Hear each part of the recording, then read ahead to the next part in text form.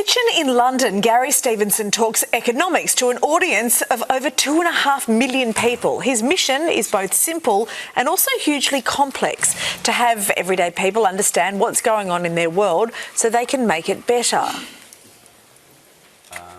We have a very clear message and a very clear idea on this channel, which is that inequality, specifically inequality of wealth, is growing and growing. That is causing falls in living standards for ordinary families, which you can see, and it's going to get worse and worse, and we need to change that. Yeah, it was a winding road that led Gary to where he is now as the much-loved and sometimes feared People's Economist. And Gary Stevenson, also known as Gary's Economics, joins us live now from Melbourne. Hey, good morning to you, mate. You have an incredible story, and we've just gone through a very, very small part of it.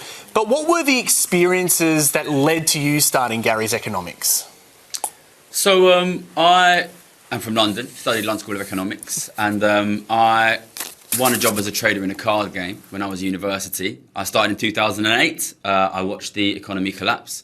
I watched traders and economists predict that would get better every single year for 15 years, and it didn't. And I realised that what is happening is a structural problem of growing inequality. The very rich are getting richer and richer and richer. They're buying more and more and more assets. What that has meant is that in my country, ordinary families can't afford to buy homes, and in increasing number of cases can't afford to feed their kids, turn the heating on. You're starting to see that here now. You're starting to see in Australia, ordinary families can't buy homes. I'm here all the way across the world to tell Australian people, if you don't take action on growing inequality, that is going to keep getting worse. And will affect everyone. That's part of your message, isn't it? Yeah, I think this is the big thing. You know, for a long time, poverty was only growing in the top 10, 15%, at the bottom 10, 15% in my country. In the last 10 years, we've seen that explode such that really it's ordinary families really struggling.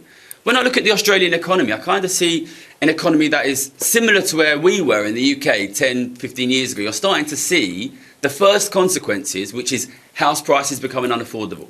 And a lot of people who maybe own their own home might think that's a good thing. They might think that's great. What that is, when you see house prices rising, what that literally is the richest people in the country outbidding ordinary families for ownership of property. And what that means in the long run is ordinary families lose their wealth. What I want to say to Australians who maybe own their own home and think they're winning is, if you sell your home, where do your kids live? Where do your grandkids live? How do they buy a home when homes cost $2 or $3 million? Right, so specifically then, Gary, what policies do you think that our MPs should be introducing right now to avoid a similar experience as what you've had in the UK? Tax on the very rich. Tax on the very rich. And I want to be clear, I'm not talking about doctors or lawyers here, or heaven forbid even television presenters. What I'm talking about is individual families who own hundreds of millions or even billions of dollars. At the moment, working people pay 40, 50, 60% tax. Billionaires pay effectively nothing. If you don't change that, I can guarantee you where that's going to go. In 10, 15 years, those billionaires will own everything. And what that means is your families, the people watching, will own nothing.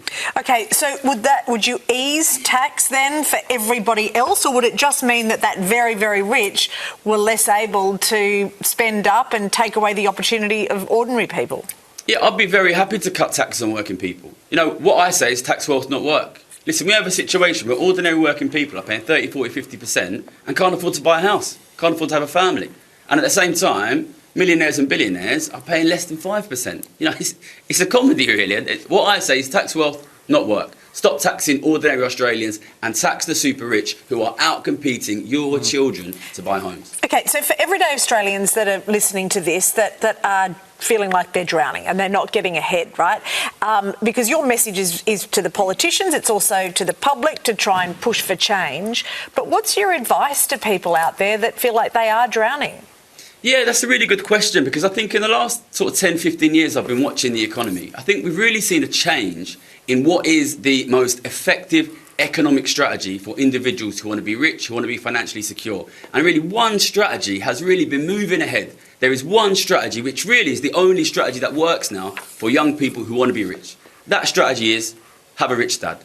If you didn't do that, try again. And listen, if you don't have a rich dad, I've got one message for you. Force your politicians to fix a system which only serves people from rich families. Listen, the UK is a long way ahead of this. You're very lucky here in Australia. Living standards are still good, but they're falling. In my country, half of families in the winter can't afford to simultaneously feed the kids and turn the heating on. Yep. And still You've got a chance to stop that from happening. Yeah. Well, still a lot of people in this country still affording to even buy a house, to even get into that property market in the first place. Yeah, absolutely. Gary, you're on tour in Australia at the moment.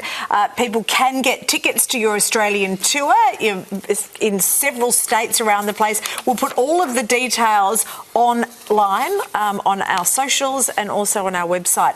Thank you so much, Gary, for coming on, and hope your trip to Australia is a fruitful one. Thanks for having me. Nice to meet you. You too.